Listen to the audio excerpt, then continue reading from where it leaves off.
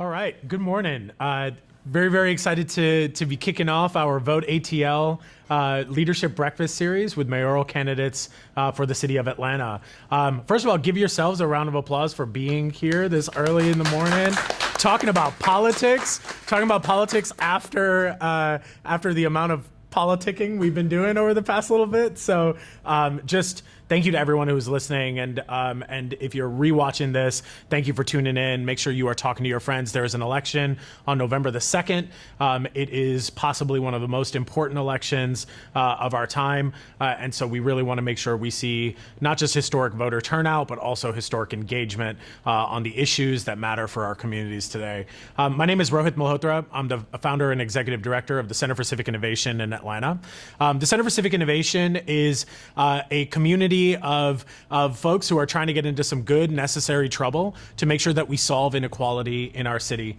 I wish this is, we've been through multiple election cycles, and I always start these things off with the same thing, and I wish I didn't have to use the same statistic, but Atlanta remains one of the most unequal cities in the United States. And the Center for Civic Innovation's charge is to solve inequality in three ways. One is to make sure that people are informed about inequality and that they're inspired to do something about it. The second is to amplify the work that's been going on, the people who have been doing the work, and make sure we invest in their success and the impact that they're making in our communities today.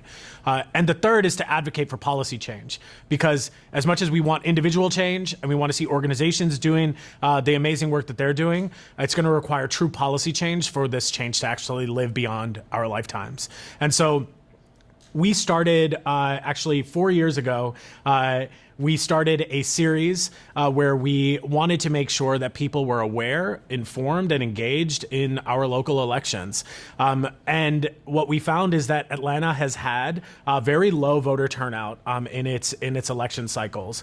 And we want to fight to change that. But what we also know is that voting isn't the only form of engagement. And the reason people aren't voting is not just because they don't care, it's because they've lost trust with the folks that actually represent them.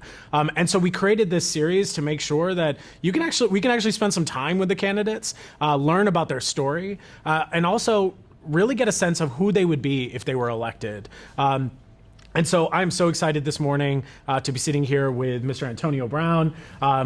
This is almost 2 years to the day, or we're sitting around here. There, We're sitting here almost to the day. He told me he wore the same suit, so we're gonna splice in those things, which will be good. Before we kick off in the conversation, there are some thank yous that I want to do. I want to make sure that we are actually in a really dope studio right now. We are in an artist collective. We're in the studio of On the Grid, and they are just doing amazing work to help support the production of this and bring this to life, especially during the pandemic. We wanted to make sure that, unfortunately, we couldn't have a room packed full of people, but we were able to bring this to life. And it looks like we're at City Hall, I think. I think that's where we are. This is great. I'm going to protest soon. This is where go. I also want to give a shout to a few community partners that have made the Vote ATL work really come to life and are actually doing the real work inside of communities, knocking on doors, canvassing, and talking to residents. So big shout out to community movement builders in the Pittsburgh neighborhood. I want to shout out the Connect Cooperative in Westview, and I want to shout out Blue and Green Consulting in Ashview Heights, just doing amazing work. If you live in those three neighborhoods, they will be knocking on your doors and making sure there's not only an election, but that your voice matters. And I also want to shout out our, as of this morning, our new media partner. We have Butter ATL in the house. Whoop whoop. So I expect like 2 Chainz saying anything that Antonio Brown says in meme form. I can't wait. But Butter ATL has made sure that Atlanta has a voice that actually sounds like Atlanta, looks like Atlanta. And so shout out to Mike Jordan, and to the whole crew, Brandon at Butter, that have just been doing amazing work for us, with us. And so I want to also shout out all the fellows and amazing people who have been doing work on the ground. So with that, got a lot of folks who care about these elections. you and I will get a chance to chat for a little bit of time, and then we're gonna open it up. If you have questions, drop them in the chat. We also have a few folks here. Shout out to the Working Families Party. Shout out to the Connect and others who are here. Georgia Tech, we got some representation in here as well. So want to make sure that we're able to get your questions as well. So we'll spend the last 30 minutes on that. Sound good? Absolutely. All right, cool. And then there's a dance battle immediately thereafter. Yeah, so let's get okay, it. I hope you're ready. I mean, it was in the rider. I hope that's. I want to kick off with the same question that we started 2 years ago with you, which is, why are you doing this? Why public service for you? You could be doing a lot of things, and you have done a lot of things, but why public service for you? I'm spirit-led, and I would have never thought, and I think I told you this 2 years ago, that I would ever be on city council. I never had an interest. I didn't even know what city council did. Yeah. This was a space that I moved into because I believe I could make a difference. And I realized that it was bigger than me, that there were folks that were struggling to survive in this city and have been for a very long time, that have been left behind. And I did not see true representation that I thought even represented an individual like myself, who was completely disenfranchised from what was happening in the city that I lived in. So for me, it's really about the work that's bigger than all of us and really affecting change. Yeah.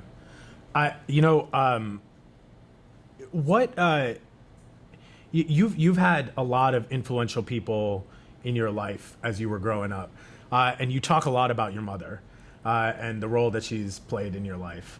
Tell us a little bit about your mom. Give us a little bit about who, the spirit of her and why that is so important to you as a person. Yeah.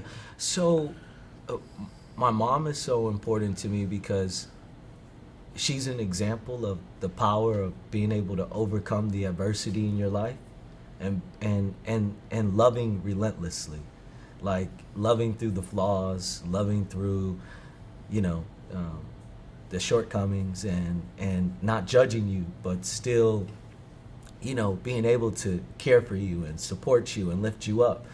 And that's why I am the way that I am. Like, folks tell me all the time, including my mom, yeah. Oh, you always see the good in people. You don't ever see the bad. You only see the good.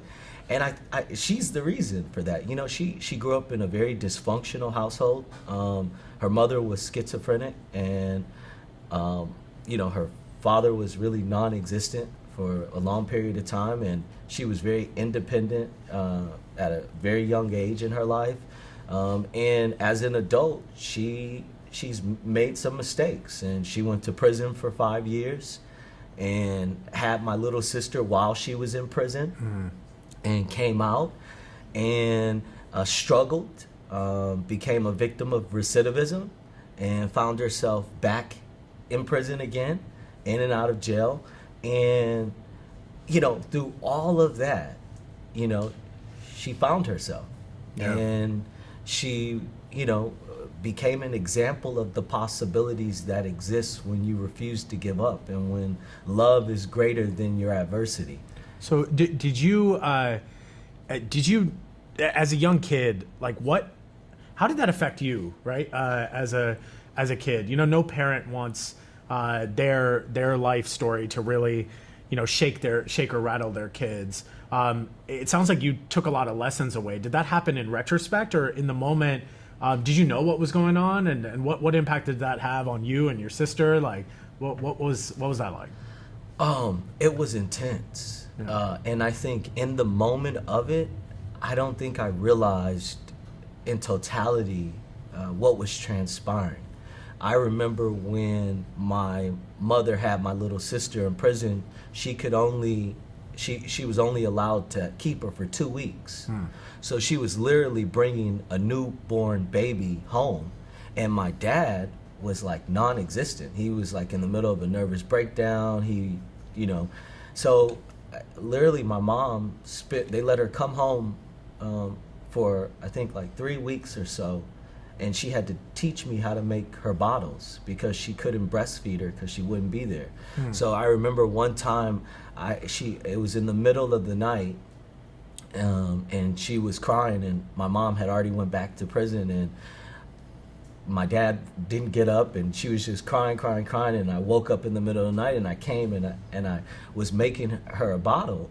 And when you're making an infant's bottle, you have to boil the bottle so the water heats up the bottle. And I did that, and I was testing it to make sure the milk was warm on my wrist, and the bottle exploded. Yeah.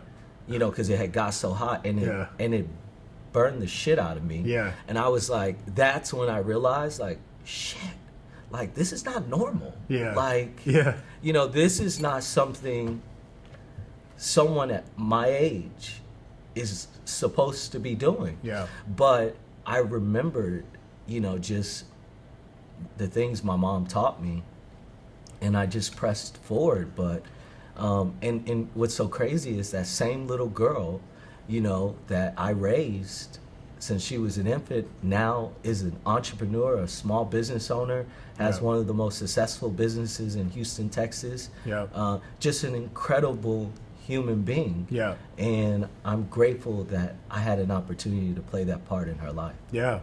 What would it's powerful, right? I think there are a lot of people who don't realize, you know, how much responsibility sometimes young people take on and as caretakers in their families or whatever that might be. What would your sister say if she was sitting here? What would she say is the most annoying thing about you? What would she be like? Yeah, I appreciate y'all talking to my brother. That's cool, but this is what you don't know about Antonio. She'd say I'm a bit of a perfectionist. Okay. Yeah, that I Is that how she would put it? That sounds like she would probably say a bit of a perfectionist. She'll probably say, oh, you know, I get on her nerves because I'm always, you know, I'm big on development, and I'm big on elevation. Like, I believe that we should always be constantly elevating within ourselves and in our lives. And I'm always pushing her because even now with her business, you know, I'm like, why aren't you on digital? Why aren't you doing digital marketing? Why aren't you out running ads for your business online? You need to be on social media, you know, so that kind of thing. She's like, Antonio, I'm making more money than you. Why don't you? I see what council makes. She absolutely is. Yeah. But she's amazing. That's awesome. Where'd you grow up? Houston, Texas. In Houston. Yeah. And at what age did you come to Atlanta? So I moved to Atlanta in February of 2013. Okay, got it. So I actually left Houston, went to DC, and left DC and went to New York, and then relocated to Atlanta. Yeah. So, you know, this has been a journey for me, just because it's crazy. You don't realize, like, I guess I didn't realize the impact of, like, when you were interviewing me 2 years ago, like, I had only been in Atlanta 6 years and became a sitting city council member, and then I was wondering why everybody was against me when I was running, and I had to realize, like, wow, like, I'm that's pretty young to be in, just relocate to Atlanta and be in civic, you know, in the government and well, I see the gray hairs now. I see the you had a much cleaner fade last time you were here, so I see that it's taken a toll, right? But oh, let me tell you, toll ain't the word. Yeah. So you you know, you came to Atlanta, and you know, I remember you've done a lot of and folks can watch the previous breakfast and learn a little bit more about your background.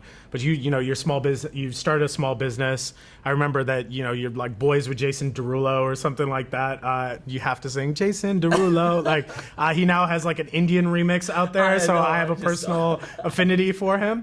But is that why you couldn't name an Outkast song the other week ago? Because you're listening to Jason Derulo? Do we need to like switch up your mixtapes a little bit? You know, I honestly think, you know, I think Outkast is a great group for our culture, but you know, I grew up a little bit different in the context of, like, you know, music was influential for me. Yeah. But it wasn't like you know, like when they asked that question, everyone went crazy. Yeah. I didn't go crazy. Right. Not because I don't think that they're not amazing. Yeah. You know, but that just wasn't a part of like my experience. Sure. The closest thing I played to music was, you know, working with Jason Derulo on Yeah, my yeah. Cashew Bread. Yeah, So yeah. I'm just not Yeah. a music head like Yeah, that, word. where Yeah. I'm that entrenched in, oh, who's out? You know, like if you ask me who's on my playlist, I couldn't even tell you right Okay, now. yeah. You know, and when it's funny because I work out every morning at like 7 in the morning, and my trainer's like, "What are you listening to?" I'm like, "Oh, I don't know, some sad song." Because I work out to sad music, and they think I'm. You work out to like Dido and like that's Adele. That's good. Yeah, That's exactly yeah, what yeah. I That's work good, out. man. Nice. Yeah. So Atlanta's got sad songs. You know how heartbroken Usher was. Oh, yeah. Confessions. I mean, love I can get you some Confessions. sad Atlanta I love songs. Confessions. Yeah, So yeah. Usher's amazing. I Yeah. I did some work with his nonprofit here too. That's So, awesome. yeah, Very yeah, nice. So you know that Atlanta is kind of embedded in a culture, right? And I think a lot of folks like there's a couple nerds who want to talk about politics here and there, Yeah. but really Atlanta has always led with its culture as being a defining factor of who it is. Like despite it's the one thing that I think can move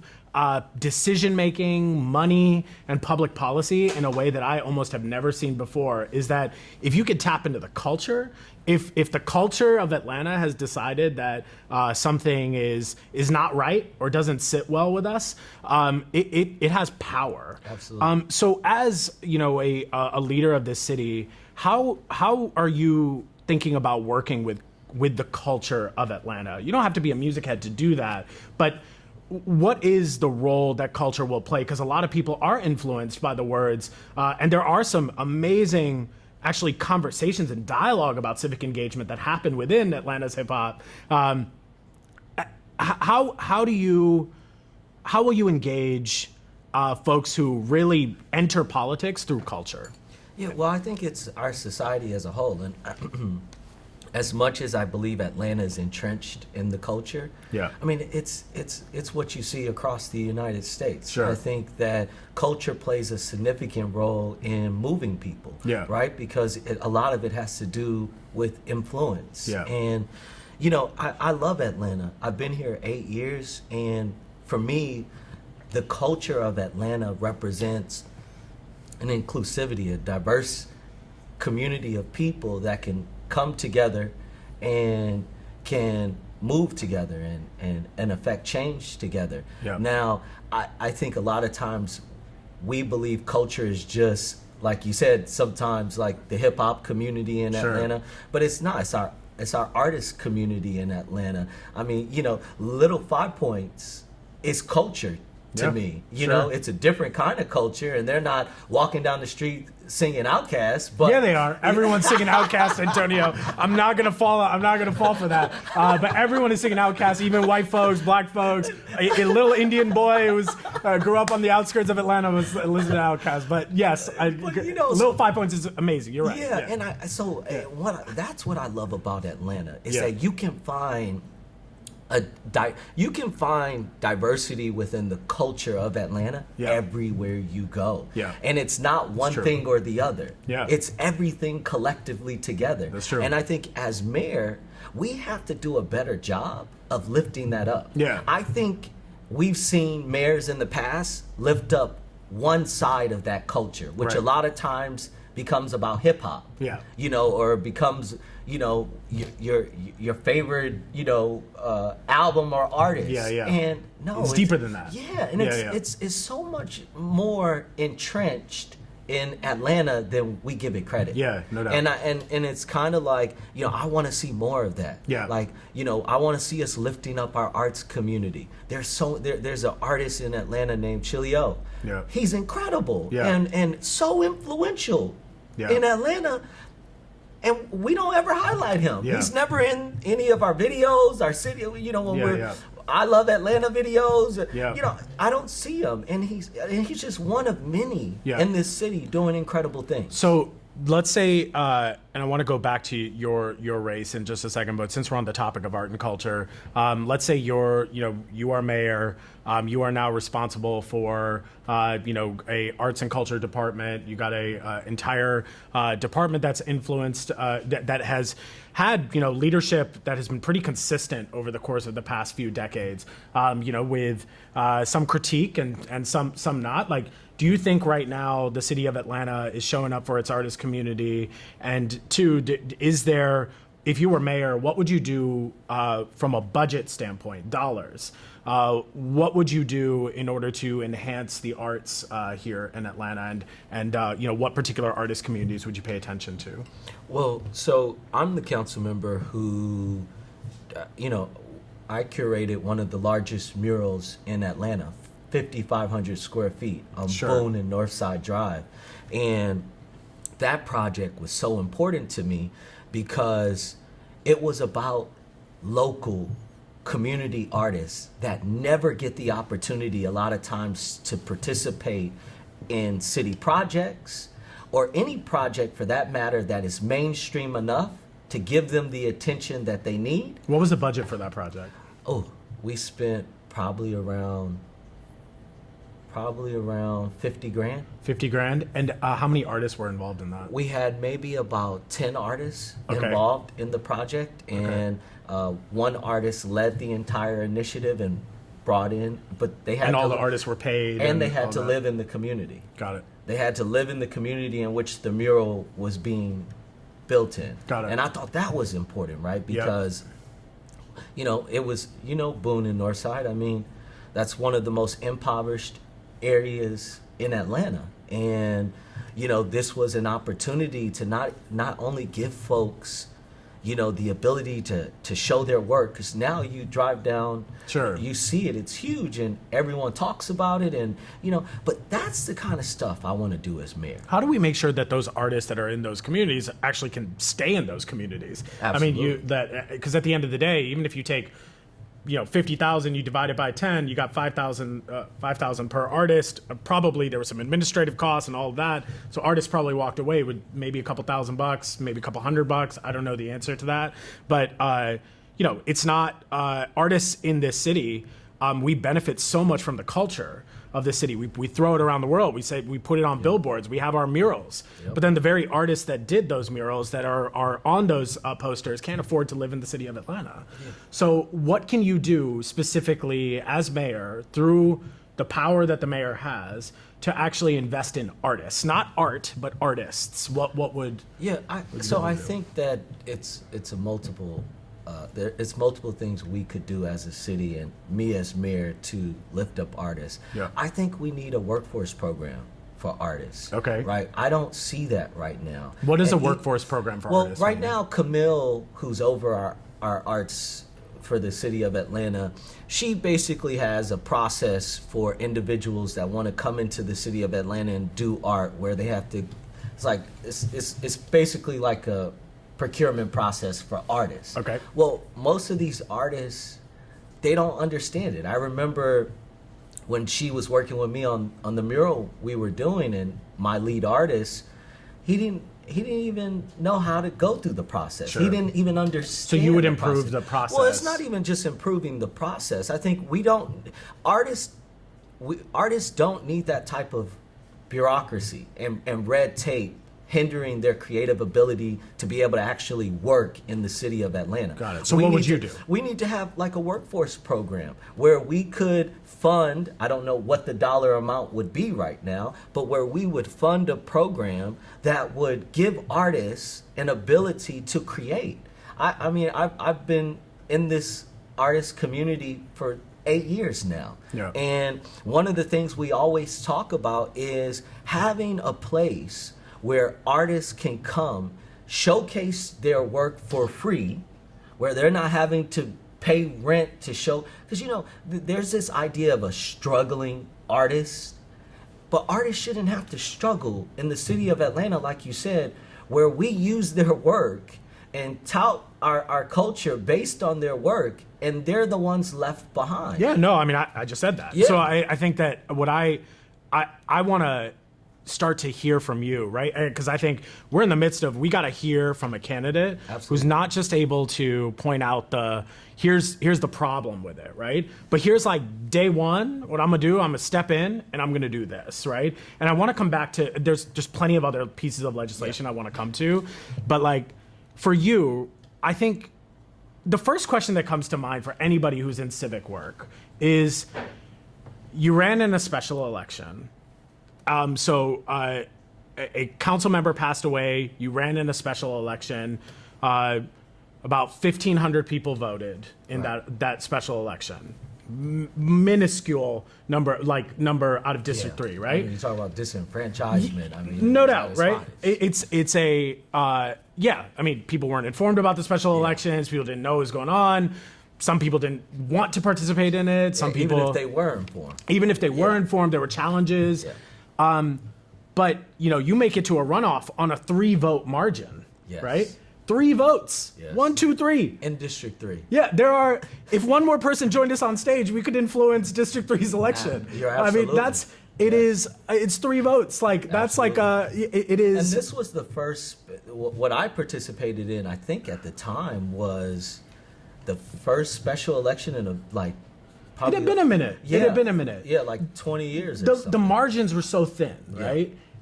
And it's not like a bunch of folks voted. You got like 300 something votes in the first round.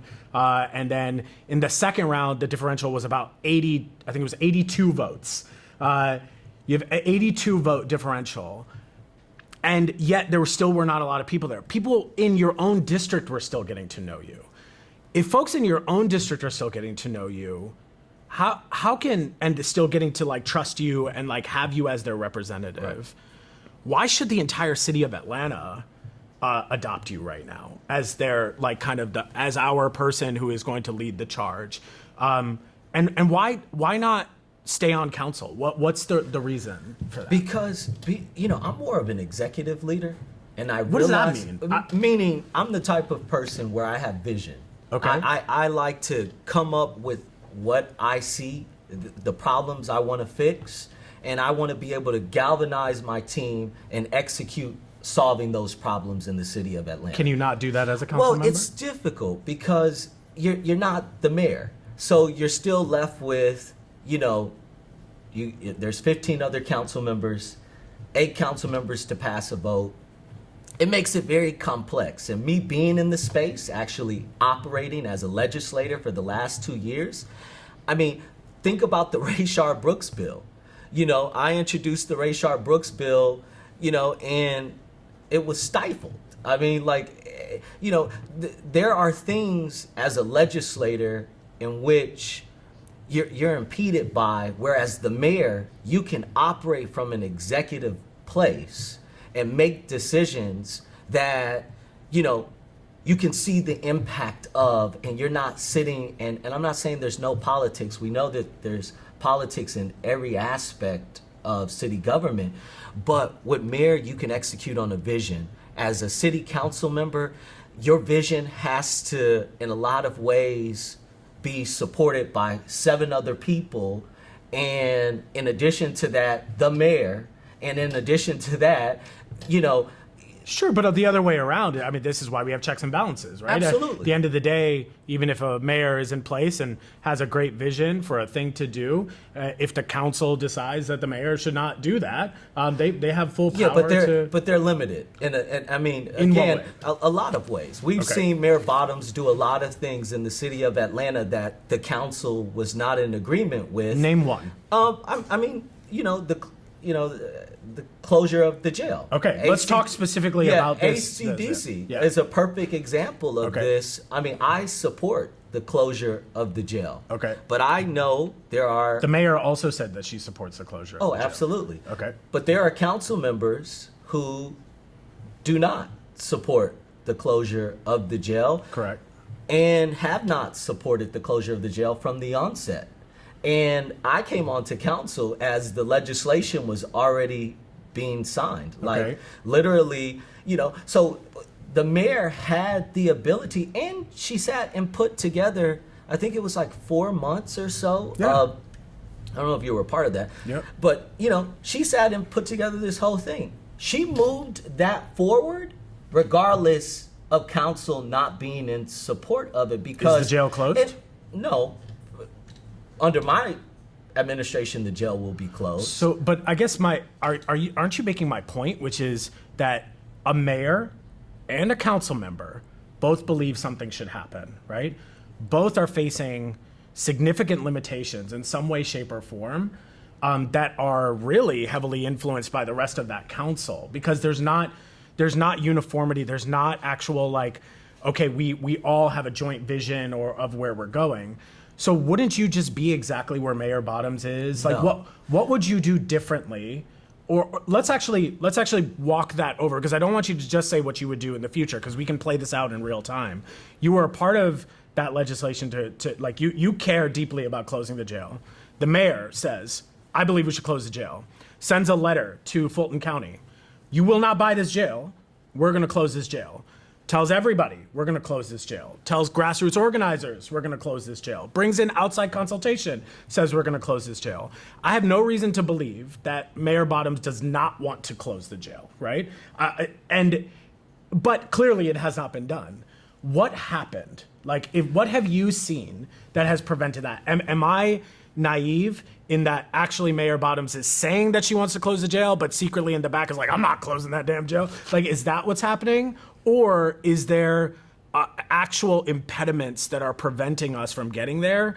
And if there are, what would you do to remove those impediments to get to your final goal? Yeah, so, and I think people don't understand this. We are in a strong mayor, weak council construct. Understood? Okay. Yeah. So the mayor has the executive authority to close the jail tomorrow. Got it. If she wanted to. Okay. She has the executive power regardless of the position. This whole ploy from council on entertaining an exchange and going back and forth with Fulton County and sending the letters, at the end of the day, if Mayor Bottoms said tomorrow we're closing the jail, it will be closed. I believe that what is happening right now, I do know Mayor Bottoms wants to close the jail. We've had conversations about the fact that she wants to close the jail. The reality is, I think she is trying to create a balance where, she can satisfy, the concerns of council members, weigh in the issue of crime in the city of Atlanta and how it would impact closing a jail and folks having to matriculate into the county jail instead of ACDC for low-level offenses, when in reality we shouldn't even be criminalizing folks for some of those offenses in the first place, so they shouldn't even be having to come through ACDC. And I think that's where she's at with it. But we're on two different spectrums. So you would come out there and you would say, we're going to close the jail, period. And that's it. That's it. And so if you are told that there are, ordinances and changes and state level things that need to, exchanges that need to be done, someone comes to you and says, Antonio, we can't close the jail until these 5 things happen. How would you actually navigate that as a mayor because let's say you have a similar council that wants to negotiate with, say the majority of the council wants to negotiate with Fulton County and you don't want to. How would you override or would you, it sounds like you're going to lean into the strong mayor system to say, I'm the mayor, I want it closed, y'all figure it out how it's going to get closed. What I'm wondering is train gone by. I think that what I'm curious about is how will that actually work for you? Like, what is the process you will take? Because it is not my understanding that there is executive authority without council's permission to be able to do that. That's false. Okay. So the mayor first of all, the mayor is the only person that can sign anything on behalf of the city. She's the only one that can execute a contract agreement for the city of Atlanta. Okay. Council cannot do that. Okay. They can pass 20 pieces of legislation and they cannot do that. Got it. The reality is this. I know Sheriff Labat. I have a relationship with him. I'm not sitting here saying day one, hey, the jail is going to be closed and I'm not going to communicate and I don't care about the issues that you're facing at Fulton County Jail with an overflow population of folks that are sitting and haven't even gone through the judicial process. No. Yeah. Well, of course, I will work in tandem with Fulton County, because one of the things that we talked about my mom went through, which is recidivism. You know, we have a huge issue of recidivism in Atlanta, where folks continue to come through the system, and because we're not providing them wraparound services and support, because we're not putting them in a position to succeed in our society, they're continuing to reoffend, right? Fulton County said, hey, can we use some of the beds in ACDC for a recidivism program? I've spoken publicly that I'm in full support of having some kind of recidivism program within the reimagining of ACDC. Okay. I believe in that. So I'm not saying that I'm just coming in and I don't care about what anyone has to say, because I think we got to move away from that as well. What I'm saying is that if you don't have the votes on council, what will a Antonio Brown administration look like to be able to garner support from? Because if the council and the mayor are not on the same page, or even if they are on the same page, which is what you're saying, when there is tension between the council and the mayor, there is an inability for us to actually move policies forward. It becomes showpersonship on TV. You're talking about someone who lived it, yeah, and has for the last 2 years in the city of Atlanta. So if you weren't able to navigate it at council, how are you going to you did navigate it? I mean, countless times. Okay. Look at the amount of legislation I've passed since I've been on council. Yeah. I passed unanimously the Department of Public Safety and Wellness paper, yeah, unanimously, which would stand up a non-emergency response unit. The mayor wasn't, she said she was open to this new department, but you know, she had her reservations, but we were still able to pass it through council. I passed the legislation to establish the water bottling and distribution enterprise to address the water boys in the city, unanimously on council. We just passed legislation for Georgia State University to do a study on a $250 million workforce development bond that has never been done in this country. It passed unanimously. So for me, my administration would be working alongside council. Like this whole budget process, where the mayor gets the budget first and then it trickles down to council and folks can't come to agreements about things. No, we should be building the budget together. There is no reason. We should be meeting with council on a monthly basis, understanding what their needs are. How can we support them?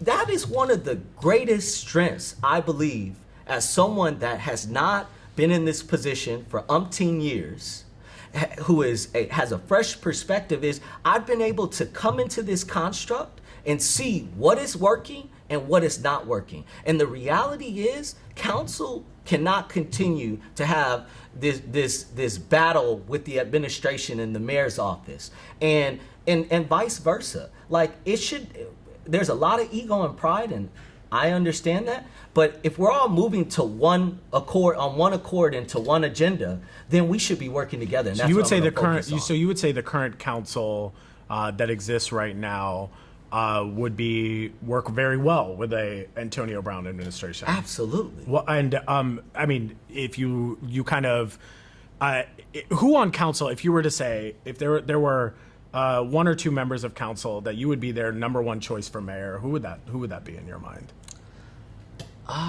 Who would be like, yeah, why is Antonio Brown not mayor? Like, why are we even talking about this? Antonio Brown was mayor, I would do this. Who on council I don't want to put anyone out there, and I don't, that's not my position to do that. But who I would tell you are my allies or folks that support me and have. Yeah. I mean, Jennifer, Councilmember Ide and I are super close. Councilmember Westmoreland and I are close. Councilmember Faroki and I are close. Yeah. I mean, I'm close with a lot of the city council members. Like we communicate, we talk about things. So the new folks who are on council. Well, I mean, Natalie Archibald and I have an amazing relationship. I have a good relationship with Howard Shook. Yeah. I mean, You were about to drop JP just now. I saw that. Don't think we didn't hear that. That was like, you're about JP and that's okay. Yeah. Well, no, JP and me and JP have had some of the most amazing conversations. The legislation for the workforce development bond study. Yeah. JP was a huge advocate for. He's big on, creating opportunities for small businesses, being a small business owner. We connect on that. Yeah. So, the council is good. Not saying no names. There are some council members that You don't rock with. I don't rock with, and not because it's anything personal. It's just we don't align with how we see the world and or the changes that need to happen in the city of Atlanta. Yeah. Some people are okay operating, in the status quo. Yeah. And through complacency. I'm not. Yeah. So we looked at 123 pieces of ordinances and resolutions that you put forward. So I thought it was 60. We got there are a lot. So there's a lot of stuff. A lot of it is like, I hope that colors are on the flag, and like some of it was yay, like there's a lot of that council does, which y'all gotta have fun too, I guess. But I think the like substantive stuff, I want to definitely call attention to that. There are a lot of debates that have happened. I mean, there was after a lot of protests were happening in this city. You did push for an intervention bill for police officers to intervene, and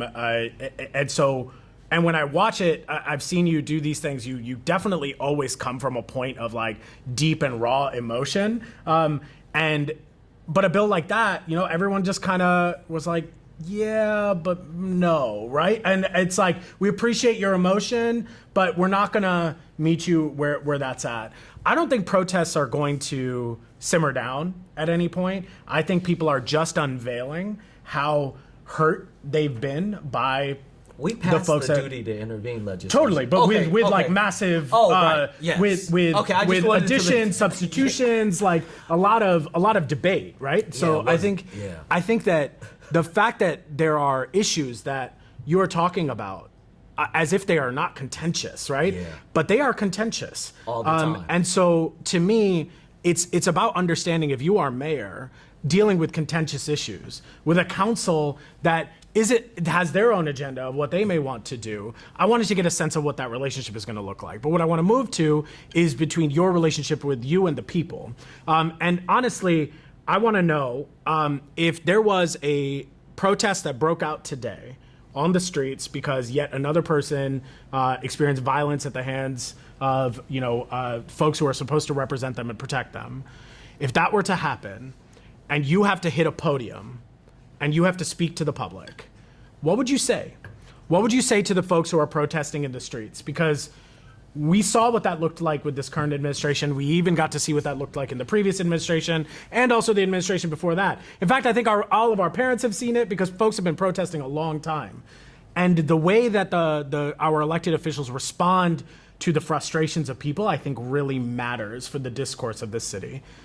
What would you say to folks who believe that this city has completely failed them and they want to protest to change it? How are you going to deal with future uprisings that are going to almost inevitable to happen? No justice, no peace. Yeah. It's the reality. I was the council member that led in the social justice movement, not because I didn't even know I was the only elected official at the time when I stepped out that was marching. I had no idea until other council members started to call me and ask me what was I doing. We have to get back to meeting community where they are and the people where they are. We have to. This city cannot continue if we do not do that. And if I was at that podium, I wouldn't have to have no one speaking for me. I wouldn't have to have another celebrity standing next to me. I would speak to the people and say, I understand.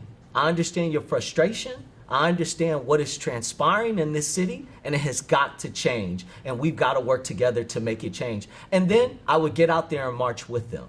I would show them that I'm not just talking from a podium.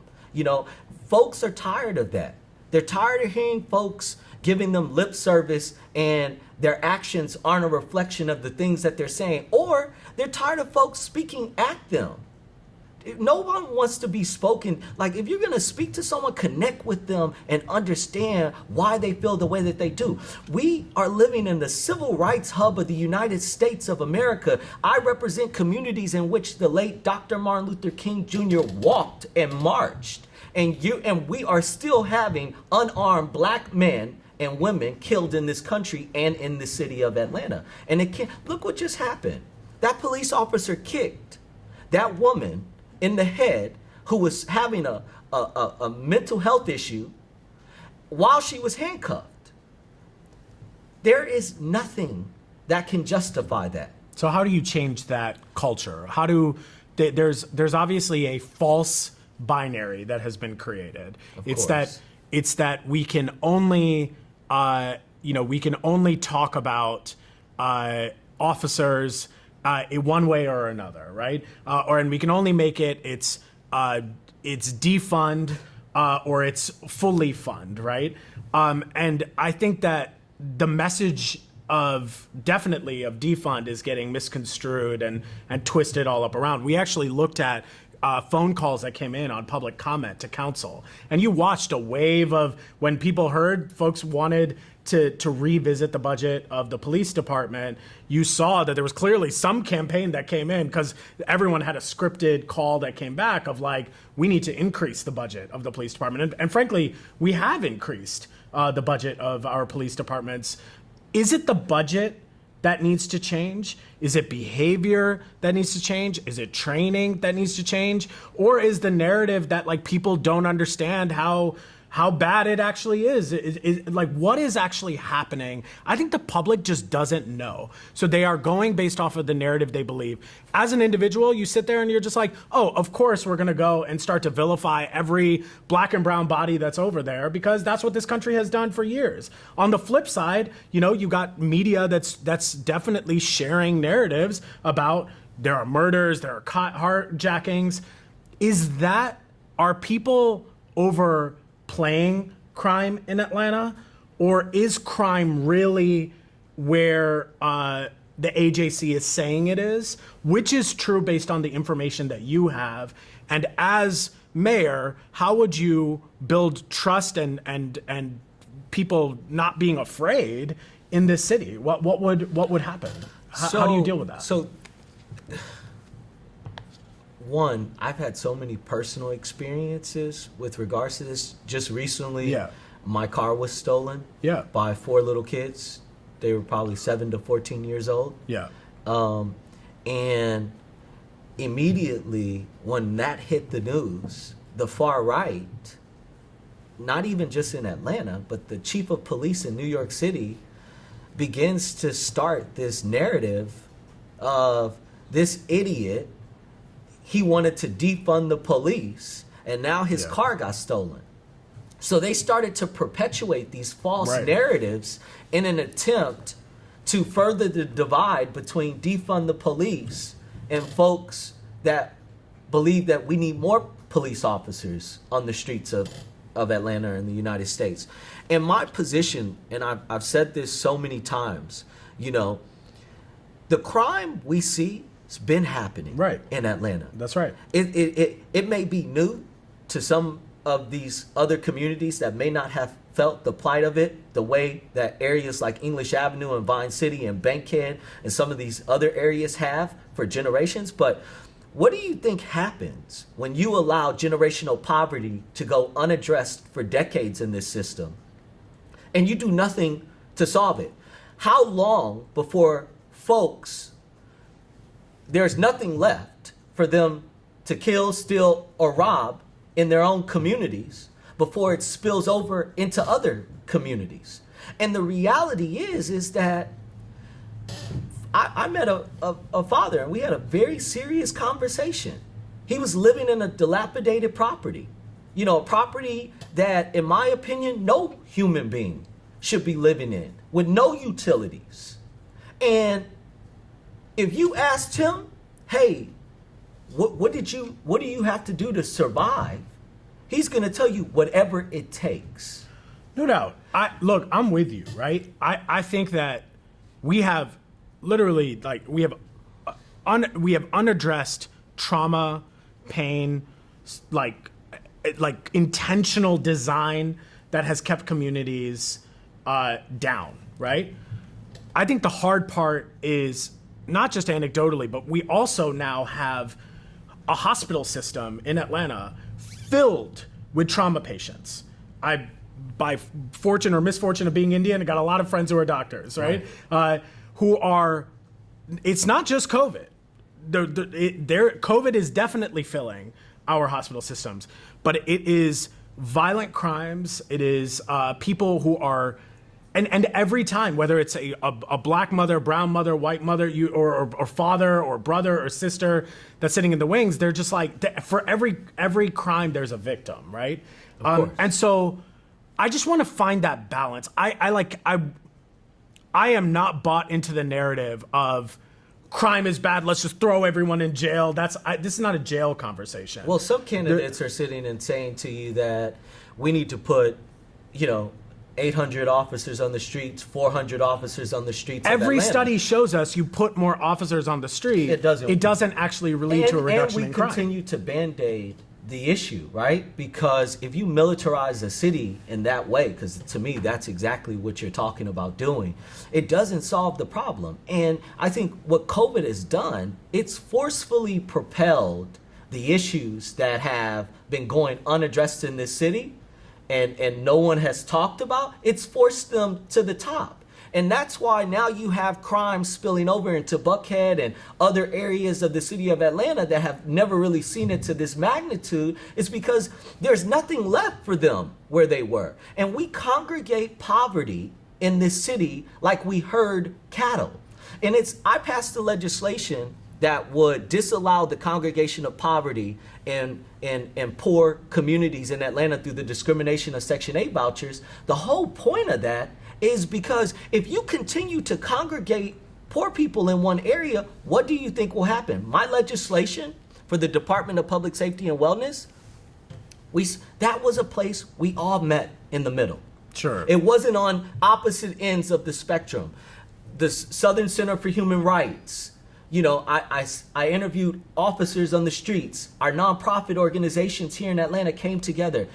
It's over 40 recommendations. Those recommendations speak to how we don't have to operate in extremism. We can create a non-emergency response division. We can have a non-emergency response number that we can educate residents and inform them to call, because had they called that number instead of 911, Rayshard Brooks would still be alive today. They would have towed his car and, send him home in an Uber, and he would have had to sober up the next day and address his problems. So your solution is for us to actually implement or expand departments to be able to respond to different aspects of whatever public responses are needed.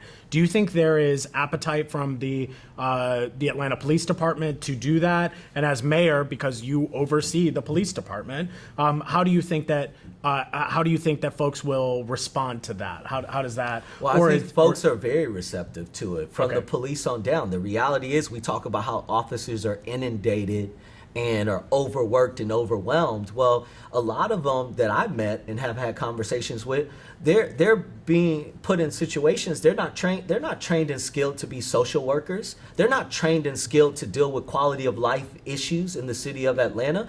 And if you remember back X amount of years, Commissioner Turner was over a department that police reported into, that fire reported into. And the only difference with that would be a non-emergency response unit added to that, and removing the community-oriented functions that police are now doing and moving them to this non-emergency response unit, because they should not be responsible for that. Why do you think we haven't done that yet? What is the reason that? Because that narrative has been touted, which is police officers are not social workers. We should have alternative departments. What has prevented that from happening? Is this purely just leadership and decision making? And if Antonio Brown was mayor, all of this would go away? I think it's leadership for sure. Okay. But I also think a lot of it is politics. Okay. Right. And it's unfortunate because a lot of this stuff to me, to be honest, is like common sense stuff, but then it's like homelessness.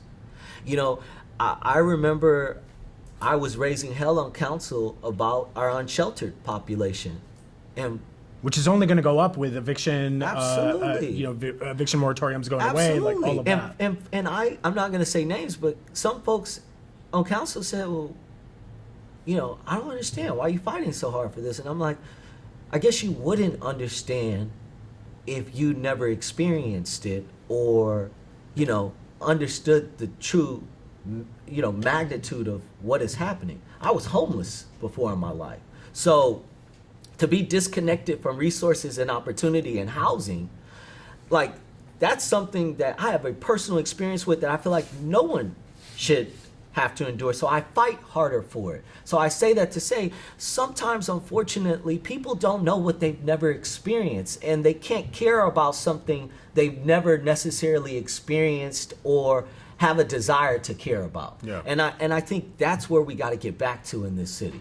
That we got to start caring about the things that we haven't really done a good job caring about in this city. Like unsheltered population in this city, like what happened with the camp out at City Hall and just how we handled that whole situation spoke volumes to me. So what do you do with, we're going to have to address a housing crisis in this city. There was $1 billion promise that was made to ensure that not only could we build more housing, but also we would get more subsidized housing, that we would make sure that people had access to safe, fair housing. We're on our way. Are we not on our way? Like I see folks sounding a crisis alarm. I think that's the story of Atlanta. It's like, are we in crisis or are we not? And it's like one day I wake up like in a panic and a sweat because I'm like, I think this city is in huge trouble, and I don't know if we can take the train and turn it left, right? And then the other day I'm like, okay, maybe things are okay. Like the Beltline seems okay. Like how do you? Are we in crisis level for housing? And if yes, what are you going to do to get us back on track to make sure that people are housed? We are definitely in a crisis, and not just for housing, for a lot of issues in this city. And I think the reason why you say you're confused is because I think the one thing that this city has done really well is investing hundreds of millions of dollars of protecting a facade, like we're the Black Mecca of the South, or we're a city too busy to hate. And we're none of those things. And I remember I was having a conversation with, a pretty significant entity here in Atlanta, and they're like, oh, I disagree with you. I said, well, how can we be the Black Mecca of the South when Black and brown people have lived in generational poverty in this city for over 40 years? It doesn't make sense to me. She's like, well, can we be the Mecca then? No. Yeah. The reality is that, so under my administration, I have a 36-page platform on my website that kind of lays out the things that I would do to affect change. When it comes to housing, we've got to invest more. We have a $100 million housing opportunity bond right now that we've passed through council. It's a credit line that you can draw down on. I'm making a commitment to expand that bond, and Mayor Bottoms also made this commitment in her administration by $150 million, right? Because we've got to attack this housing crisis in a very comprehensive way. Like, there's not just one type of housing that we need in the city of Atlanta. Sure, we need yeah. housing for the unsheltered population, which I've created a beloved village concept through modular development, where we would create this structure in partnership with a third-party service provider in here and create a mixed income community, right? Because I don't believe in projects. I don't believe in building structures that are just low-income residents living in, that eventually become dilapidated, that eventually become the projects that were torn down in Atlanta and are continuing to be torn down in Atlanta. I believe in building communities where there's all walks of life there. Yeah. right? Where folks can aspire to something greater or see something greater. There's something about waking up and seeing your neighbor go to work every day, Yeah. or seeing folks thrive and prosper. That's what's wrong with Atlanta right now. Because we've congregated poverty for so long, folks are waking up in communities that are dilapidated, that all the resources have been removed from. Look at how many abandoned properties, just in my district alone, that have not been developed. We are sitting on 758 acres of city-owned vacant land that we haven't even thought, oh, what, can we do a study on the land quality? Can we determine, what we can build on the land? So a lot of what you're saying is there's a lot of missed opportunity that you would come in, really be able to hit on, and whether it's vacant land, whether it's pushing legislation, whether it's tenant rights, whatever it might be. So if we're in crisis mode, and this is, I got one or two last questions. I want to open it up for folks to be able to ask some stuff. So if we're in crisis mode right now, we know that these issues always disproportionately affect Black families, that race has a direct line, a direct issue. You can cut every single one of these issues Absolutely. on race. So the Black population in Atlanta is just a touch over 50% right now. It has gone down significantly over time, which means heavily that the next mayor is going to have to decide whether Atlanta is going to be a Black city or not. Literally, we may drop below being a majority Black city, which is something that Atlanta has been since 90s and early 2000s. Do you think that's important to preserve the Black families who are here? And because these issues cut directly on race, how would your administration actually deal with issues of equity, not just as performative art, but instead as an actual policy challenge that we face, which is that not only is there a need to address it now, but there's been harm that has been done for a long time. So how will you embed restorative practices, yet and also preservation for Black families to ensure, will Atlanta remain majority Black in your administration? Absolutely. How? Well, so this I expected you to say yes, but how? Let me explain. So, I have a few thoughts about just a variety of things, and I'll just say, one, I think that the Black community in Atlanta that's been left behind for so long, we have to do something to make them whole. Okay, what are we gonna do? One of the ideas I had was doing an auction on the vacant city-owned land that we had. I don't know if you remember this. There was an auction that was done in the city of Atlanta like umpteen years ago, where land was given for $1 to individuals because. So you want to auction land to Black families in Atlanta? Absolutely, because we have to reinstill generational wealth that folks have been disenfranchised from in this city for a very long time. Okay, give me another idea. We're going to auction city-owned land. Give me another policy. I believe we have to reinvest back into these low-income communities with development that's inclusive of the neighborhoods. So what does that look like? So that looks like our development that comes into, like, I represent District 3. It's billions of dollars pouring into Atlanta. Well, when you come into my district, you have to reinvest back into community, meaning you have to lift up the neighborhood associations. You have to work with the community members. I mean, Quick Trip came in and built a store. I said, if you're going to come in, you got to invest $100,000 back into the community, right?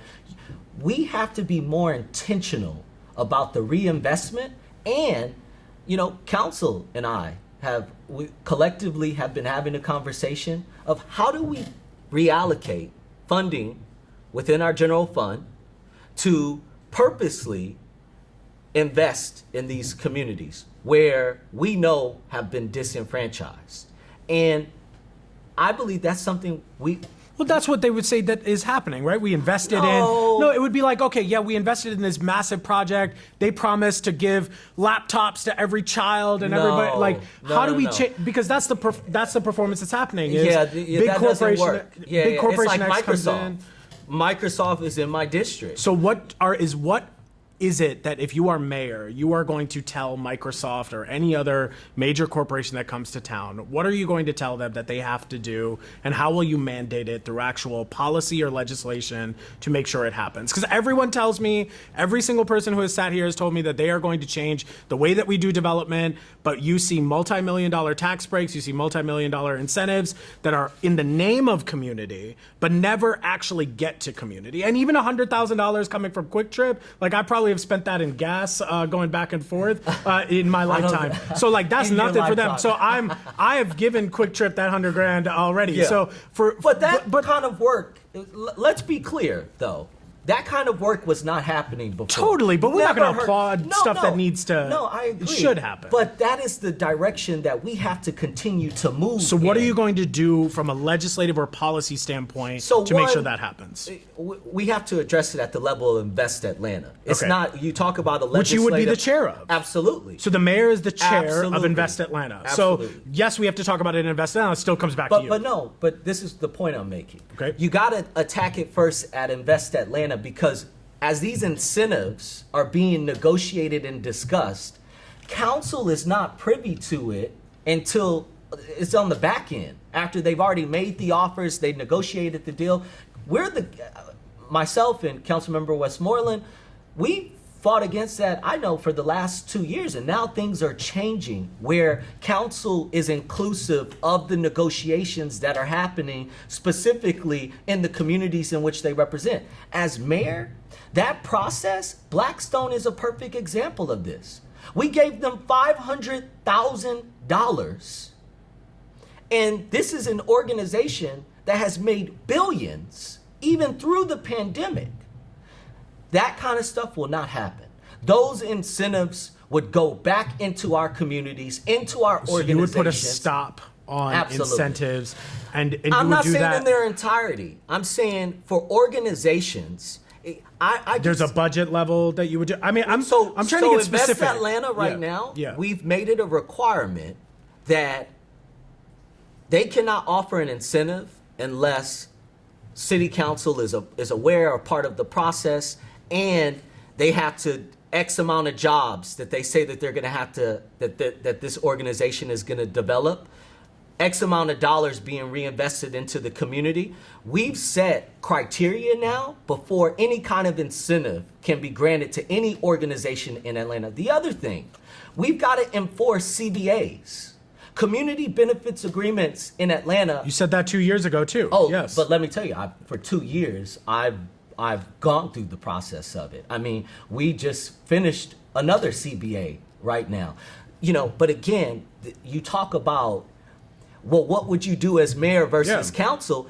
As council, I get pushback from the administration and from, we don't want to engage, we can't engage in that. We don't want to engage in that. As mayor, we will engage in that. We will enforce CBAs. We will ensure reinvestment with these big corporations. There's too many huge corporations in Atlanta for us to be dealing with the poverty issues we have in this city while these corporations continue to get wealthier and wealthier in the city of Atlanta. I mean, and folks talk about all the time, Antonio, are you against corporations? Absolutely not.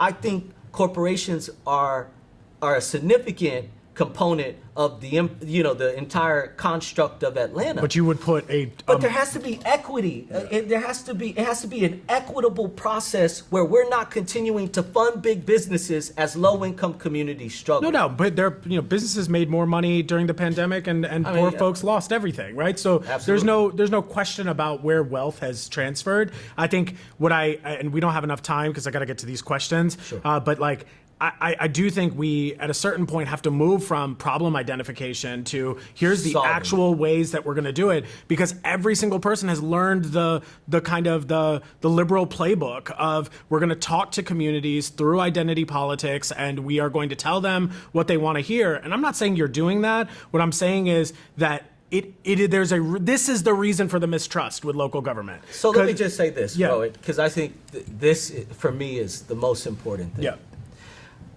My mission as mayor will be to create a socioeconomic shift within the economic class system in Atlanta. Meaning, if you are poor in Atlanta right now, Georgia State University is studying a $250 million workforce development bond. We're going to offer you a job paying a livable wage and health insurance. So you want the city of Atlanta to be a job creator and provider? Absolutely. Okay. 100%. Got it. And that legislation passed unanimously. So it's not you, it's council as a whole unanimously supports the fact that we need to be bringing infrastructure jobs in-house instead of outsourcing them to big corporations. We need to be able to train residents in career trades that are not just going to sit and pay them $11, $12 an hour. Trades that eventually they'll be making $45,000 to $60,000 in the time that they're I get it. operating in this space. I totally get it. I think that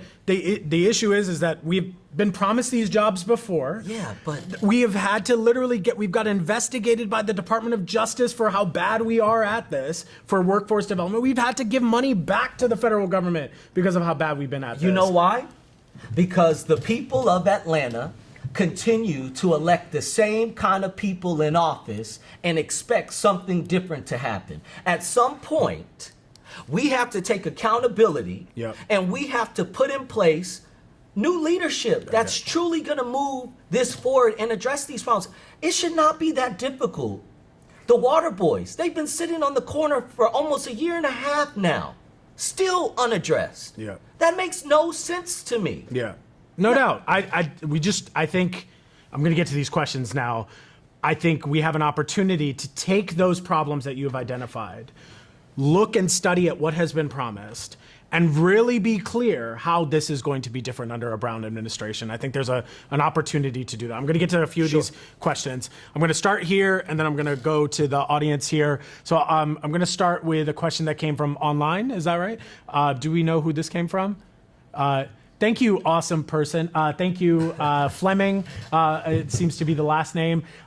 Do you have any plans to create an accountability plan, such as a student outcome measure for Atlanta Public Schools from a city government perspective to improve student outcomes? I'm very interested to see how you respond to this. So at one point, when I came onto council, I heard that the mayor was putting in place a chief education officer. Yep, we knew who that person was. Yep. That never happened. Nope. I think that is so important to the city playing a significant role with our school board, our superintendent, and our APS system. I work very closely with Aretta Baldwin. She's the school board member. Yep. You know, we work hand in hand. And I think having a chief education officer in place, we could establish these outcomes. We can work with the students to understand because, you know, someone said to me the other day about crime and the young people who robbed the Apple store and their, you know, how old they were and why, you know, at that age, why would they do that? And I said, well, what do you expect when they probably grew up in poverty? They had nothing to look forward to. Their schools are underfunded. Their programs are underfunded. They have no resources. So they grew up in an environment and condition that wasn't conducive of success. So when we begin to talk about outcomes, right, we have to ensure we're addressing the root of how are we impacting these kids' lives every day and what resources is the city dedicating and allocating to ensure we're solving or assisting this APS, because it is the responsibility. But they're two totally separate entities. Absolutely. The city of Atlanta has no jurisdiction over the school board. But the city has got to play a more significant role.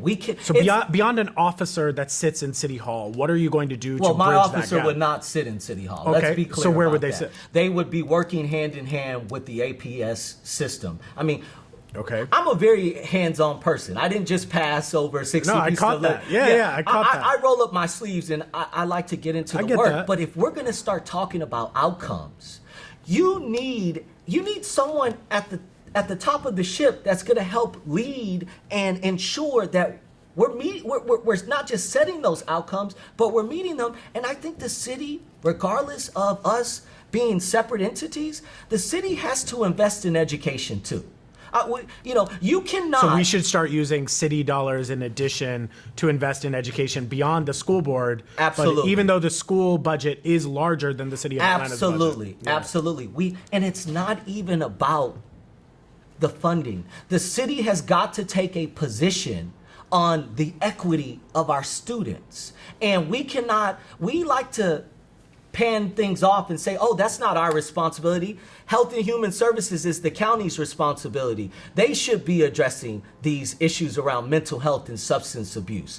Or, we can't continue to do that, because that's why we're in the position that we're in now, where we're dealing with all of these issues rising to the top, driving all of what is transpiring in this city. Yep. We've got to address it. And I think a chief education officer could work hand in hand with Dr. Herring, who's an amazing person, who's coming in and doing an incredible job to help start really moving this conversation forward. Got it. Okay. We're going to take a question from the audience. Want to take a question from our representative from the Connect. We're going to let the train go by, but we have a microphone for you so we can all hear you. Y'all ready to rock? Awesome.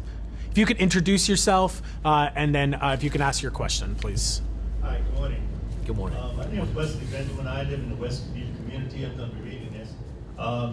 Due to the gentrification and the bullying from investors and developers in our neighborhood, taxes for our legacy residents have soared tremendously, creating hardships for our legacy residents. My question to you, sir, is this.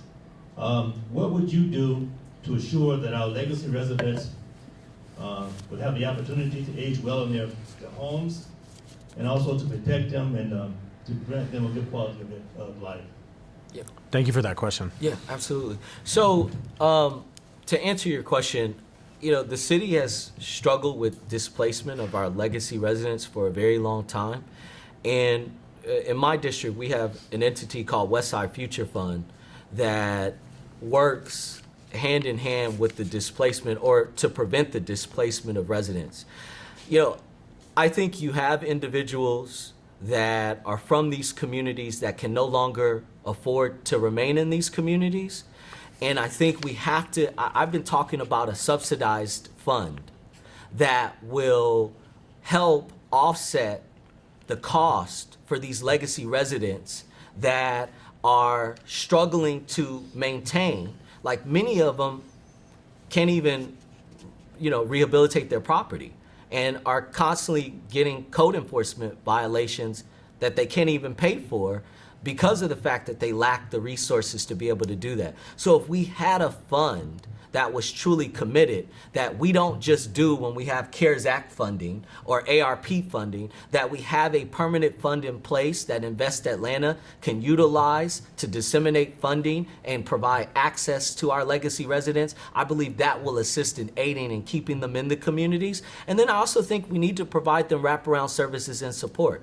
Many don't have access to transportation, and it's a struggle for them to get to essential locations. And I think we have to improve that as well. I've talked about a shuttle service that MARTA discontinued, bringing a shuttle service back for our seniors to be able to transport and get to their doctor visits or to the grocery store, places that they're very limited in being able to get to. So I think collectively we've got to fund opportunities for our seniors, and we've got to ensure that we're connecting them to essential locations that are imperative to their quality of life. Thank you. We have another question that came in online. This is from Terry Bradley, a CCI fellow and amazing entrepreneur who runs Brown Toy Box in Atlanta. Check them out. They're at Target now, I think, doing amazing work. Love Terry. I also miss Terry. Hi, Terry. What Terry is asking is, what does the role of Black businesses play in revitalizing the city?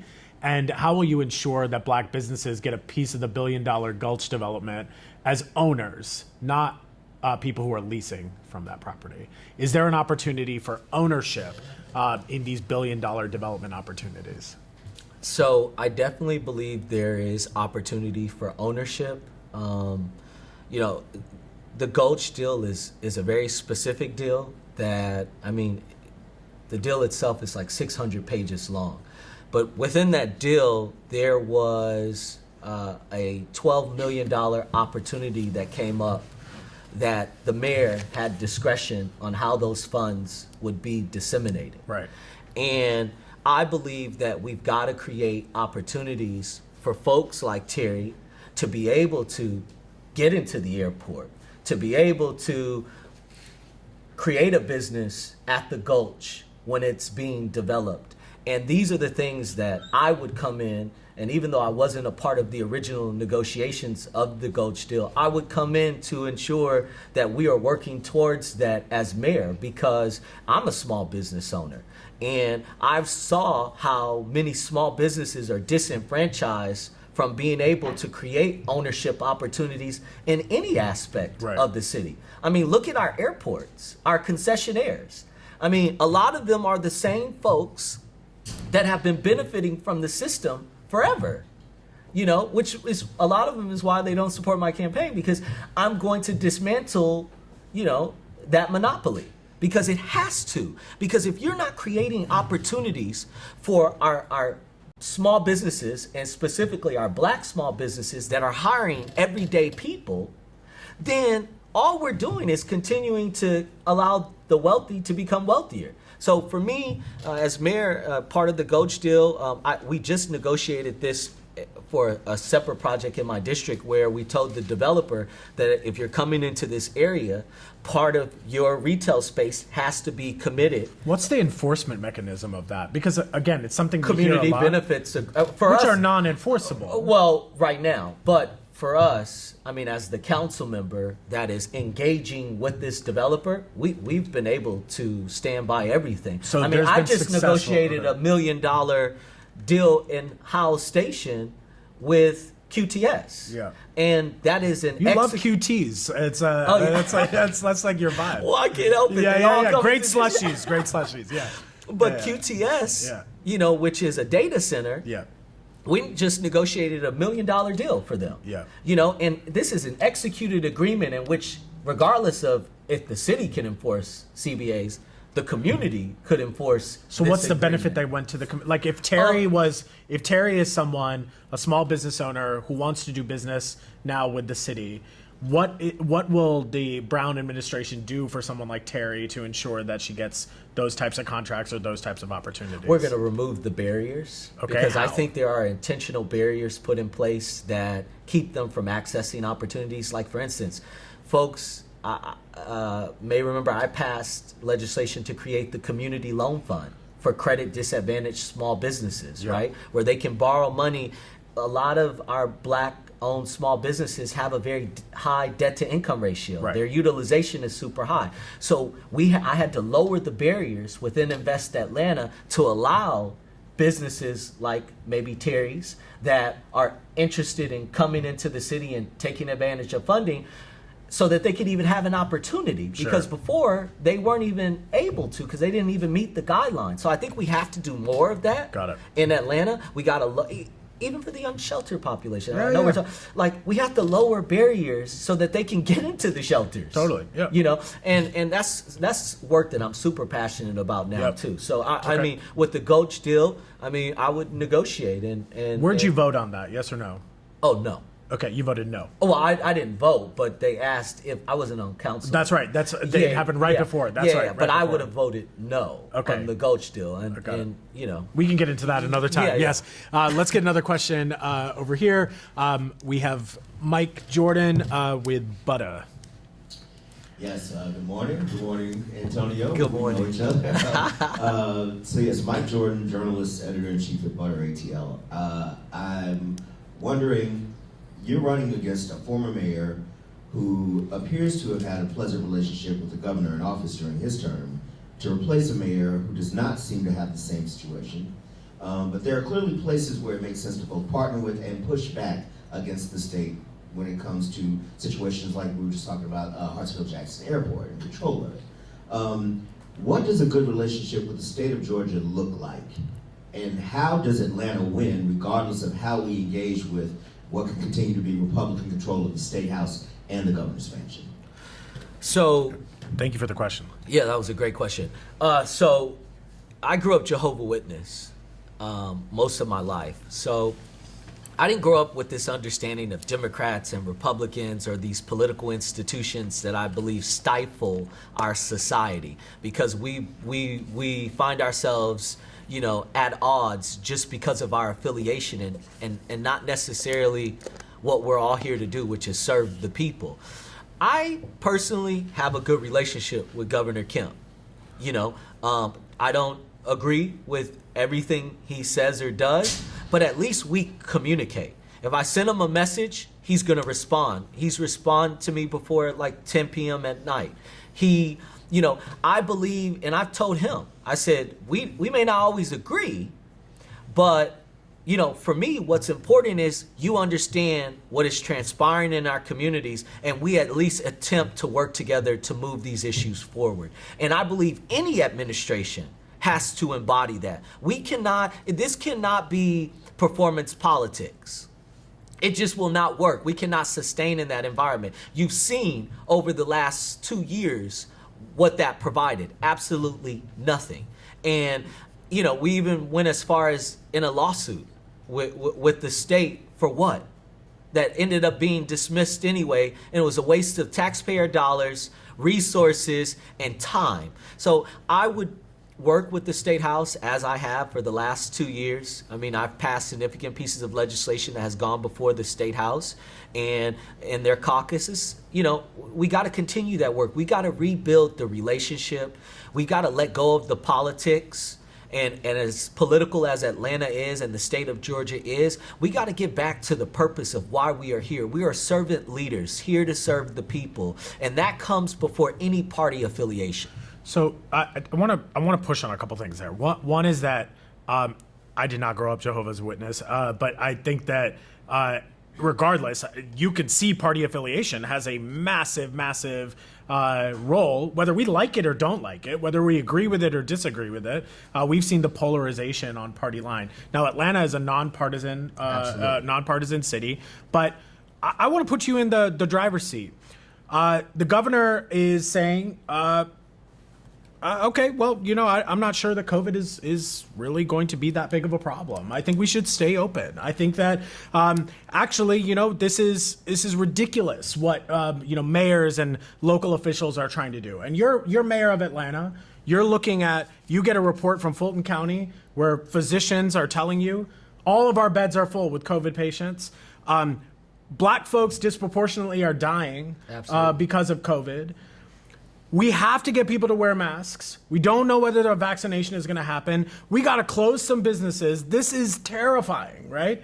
Now you got two different pieces of information that are happening there. If you were Mayor Bottoms, would you not stand up to the governor in that way? Because it's not about standing up. But what I'm saying is she didn't sue the governor.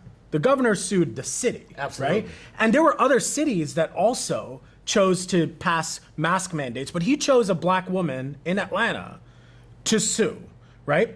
I'm just saying it is. I don't agree with Mayor Bottoms on everything, right? I just think that relationship is going to get contentious. I'm curious if you were mayor. My belief is that you believe that we should have masks. Do you believe we should have masks? People should wear masks? Absolutely. Did you believe that when the pandemic was at its full effect, should businesses have been forced to shut down? Or should we have closed all businesses? I don't agree with that. So you believe businesses should have stayed open during the Absolutely. pandemic? Let me tell you. Please tell me we why. have lost so many small businesses have had to shut their doors because they could not operate. So we should have kept us who used the open. last of their funding to even open in the first place. Okay.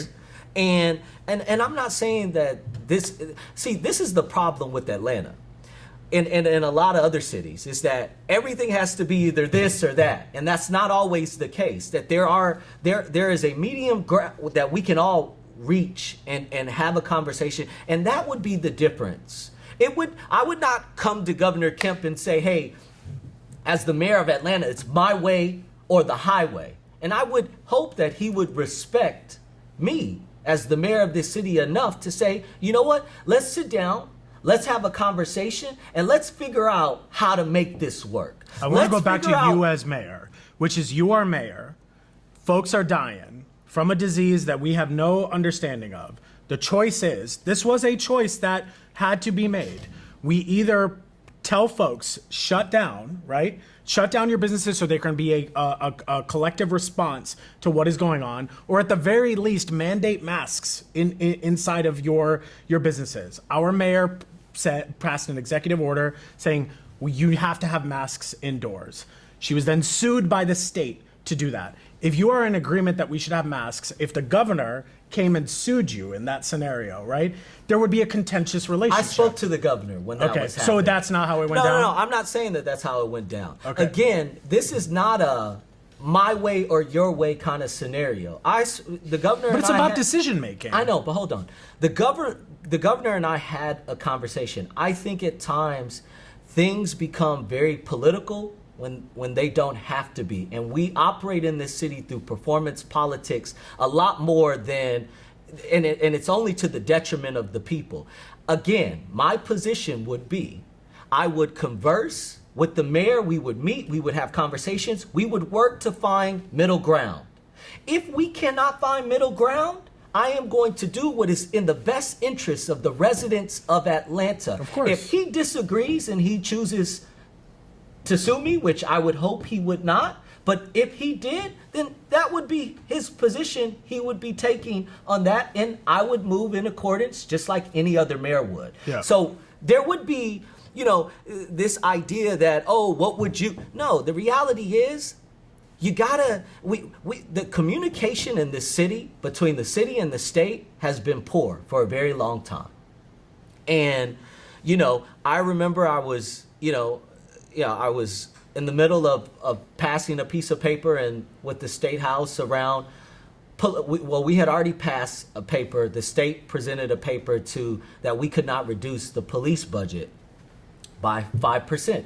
And I was speaking in front of the committee at the House on why would they support this when the city should be able to control how we reallocate our budget, specifically around our police. Not everyone agreed with me. Afterwards, we had an exchange. We had conversation. They understood where I was coming from. They realized that there was some misinformation circulating. At the end of it, we agreed to disagree on the importance of whether or not that piece of paper should have passed through the State House. So we're not going to always align.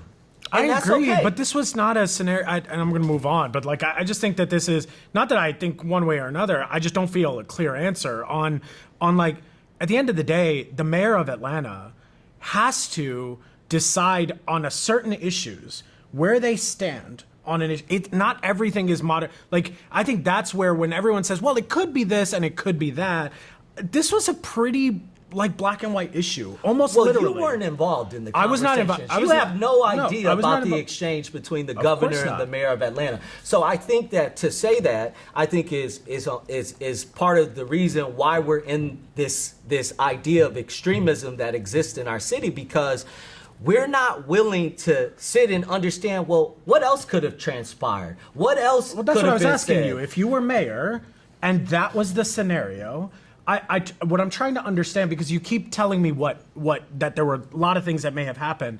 I'm just saying, if you're mayor and those are our circumstances where the city and the state are at odds, what would be your approach to if there is something that the city really, if you really believe it should happen and the state really believes it should not? I would move it forward if we could not, and I've said this 5 times already. If the state disagrees and we're negotiating something within the city of Atlanta that is for the betterment of our residents, and he disagrees, I'm going to do what's in the best interest of my residents. And Mayor Bottoms, I'm sure she did what she felt was in the best interest of the residents. He didn't agree, and he sued. That's their own issue. I mean, I don't know what transpired between their personal conversations that led to that moment. All you saw, all I saw, all the people saw was the end result of the communication between them two. Sure. And it's obvious that there is a breakdown in communication between the city and state, and it's been that way for a very long time. So my position is I'm going to always do what's in the best interest of the residents of Atlanta. But I'm also going to be relentless in working to ensure I have a good relationship with the state and the House. Sure. We have to. Yeah. There are two last questions. One came from online, and then there's one in here. In terms of a national police search, would you keep the current police chief that is here, or would you do a national police search? And also, how would that affect maybe the relationship with PAD, and how would you incorporate the work of PAD into your work? And then, Evan, I'll get you as our closing question. So I would.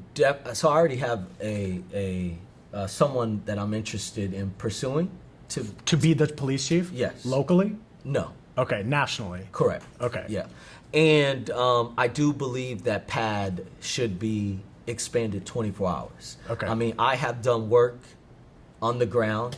Could you explain to folks what PAD is? Just so- Pre-arrest diversion. So the city established in partnership with PAD and pre-arrest diversion, an opportunity to divert folks that come in contact with the police to care in our services and help to address quality of life issues in the city of Atlanta.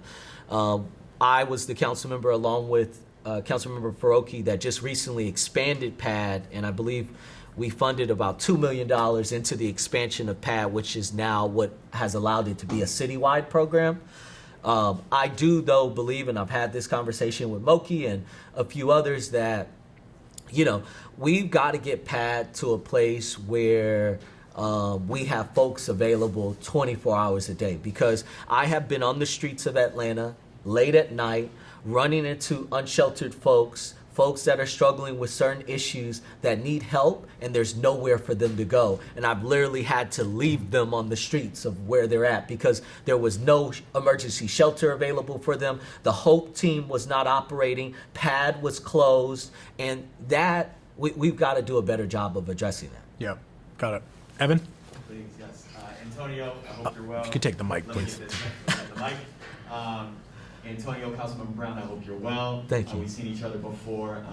My name is Evan Matthews. I'm from the Working Families Party.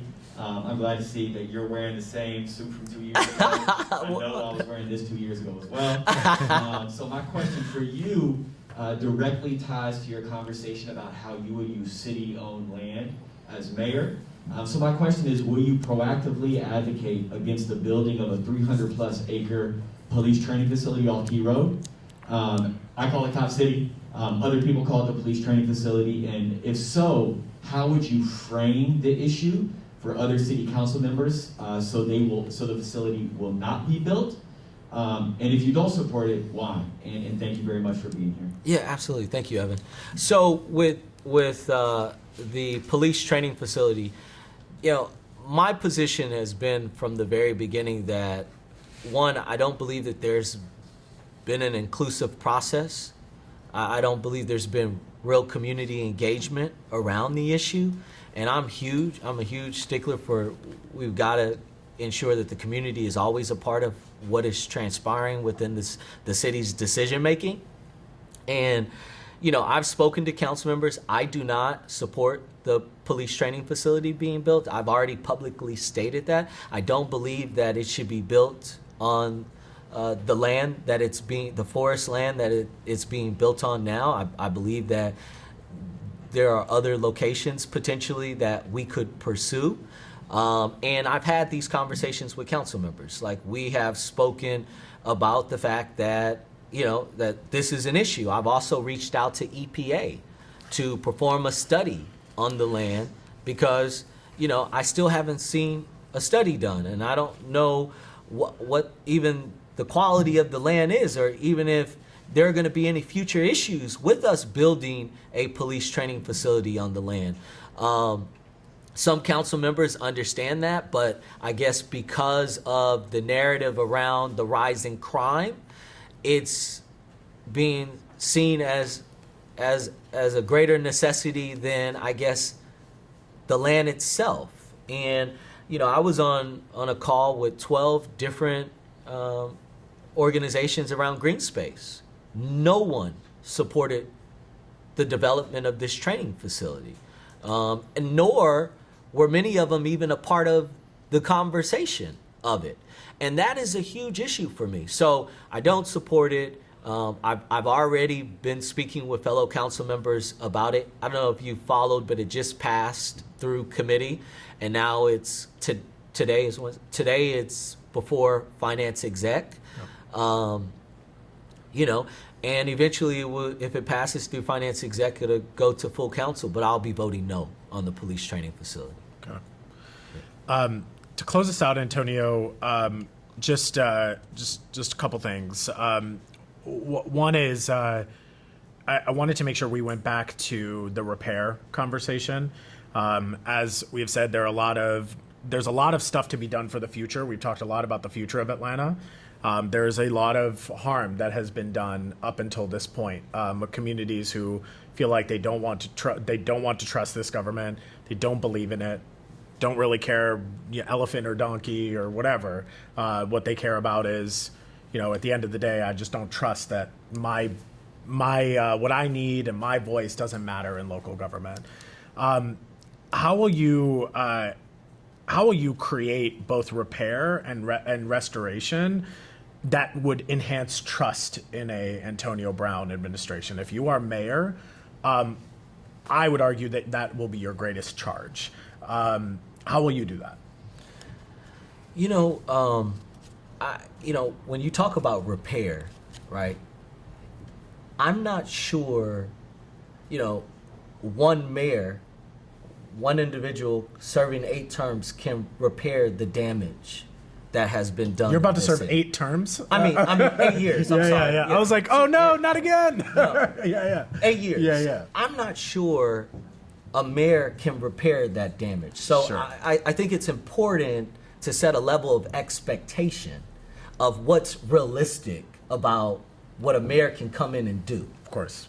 But I do believe that we can begin to reinvest into low-income Black and brown communities. I believe we can address the disenfranchisement that has happened, and I believe it's been intentional, that folks don't even know what is happening in their city government, nor even know how to participate in what is happening in their city government. One of the things I talked about doing was creating a centralized communications office that would take all of the city agencies under one umbrella, and the whole purpose of this office would be to address community disenfranchisement, meaning we would coordinate efforts to ensure every resident, as possibly as we can, would have access to the information that is being disseminated by the city of Atlanta. Yeah. I also think that we talked about the community benefits agreement. I think that the enforcement of CBAs at the city level is essential to ensuring that trust can be rebuilt in these communities. A lot of these communities, like the QTS deal I told you I negotiated, the negotiations took so long because there was a distrust. Yeah. Folks felt like, oh, they're saying they're going to do this, but are they really going to do it? Yeah. And we've got to cure that. We've got to ensure that we have safeguards in place that are going to protect residents. When you talk about policing and the culture of policing, I'm a big proponent of community policing. I've seen it work in my community. Yeah. I did it on MLK and Lowry. We reduced crime by 57%. The purpose of it was to rebuild relationships and trust with the community and the residents. Yeah. I think those things are critical to ensuring that we're no longer giving lip service to the residents and that we're actually doing the work. And I also feel like as a city, sometimes, we can operate in this space where we do things that seem cool or other cities are doing and we do them too. And, we may lead these efforts that really don't have a trickle down effect on improving the lives of our residents. Yeah. And I really want to focus on efforts that are really going to impact the residents of Atlanta. Antonio, I want to thank you for your time. You've given us a lot of it. I want to thank you for your commitment to public service. Thank you. This is not an easy job. It's not meant to be an easy job. These conversations are not personal. They are real. It is extremely important that the issues that folks are talking about don't just get lip service. I want to make sure that you continue to fight. At least the values that you are leading with, I think, are ones that really resonate with people in this city. So I think it's going to be extremely important that we see how you're going to bring those values to life. Can you tell folks where they can learn more about you, Sure. and then just encourage them to vote, and we'll close out. Yeah, I mean, just in closing, I said this at our Young Democrats debate for our forum. The definition of insanity is doing the same thing over and over and over again. And I think that the people of this city have a rare opportunity to really shift the entire trajectory of leadership in Atlanta. But they've got to realize their power, they've got to get involved, and they've got to vote. If they don't, we will find ourselves within a city that continues to leave behind its residents, where only a select few continue to benefit from this system. So I hope that whether folks vote for me or not, just get out there and vote and allow your voice to be heard, because that is the only way we are going to change things in this city. And do your homework. A lot of these candidates are talking about all the things that they're going to do. Look at their record. Think about it. Everyone's saying, oh, we're going to do X, Y, and Z. Well, most of them have been in office for a very long time. Why haven't those things been done yet? Why are they just now coming up in a conversation? Yeah. You ain't got to vote for me, but just make sure you do your due diligence in knowing who you're voting for and why, and what does their record speak to the things they said that they're going to do. And I think that's important, and that's something that has to happen in this city. People can find more information. I have a 36-page platform on reimaginingatlanta.com or antonioformayor.com, where they can find information about my campaign. And I'm Antonio for ATL on social media platforms. Amazing. Y'all, thank you so much for tuning in. You can learn more at voteatl.org. Every Wednesday moving forward, we're going to be having conversations with candidates. We got some of your favorites, some of the folks you maybe have never heard of, some folks that you have been hearing about. So we're going to be asking all of them similar questions in a similar vein, unscripted. I didn't give you any of these questions ahead of time. No. Yeah, we're not like other forums. But we want to make sure that you tune in and that you are engaging, getting involved. The election is on November the 2nd. November the 2nd, you'll not just be voting for mayor, you'll be voting for school board, and you'll also be voting for city council. So please get informed, get involved, and brother, thank you for all you do. Always I a appreciate great you. conversation. Yeah. Thank you so Thank you much. so much. Thank you to all the sponsors and folks who have been involved in the work. See you next week. That was a little man, yeah. I love our conversations.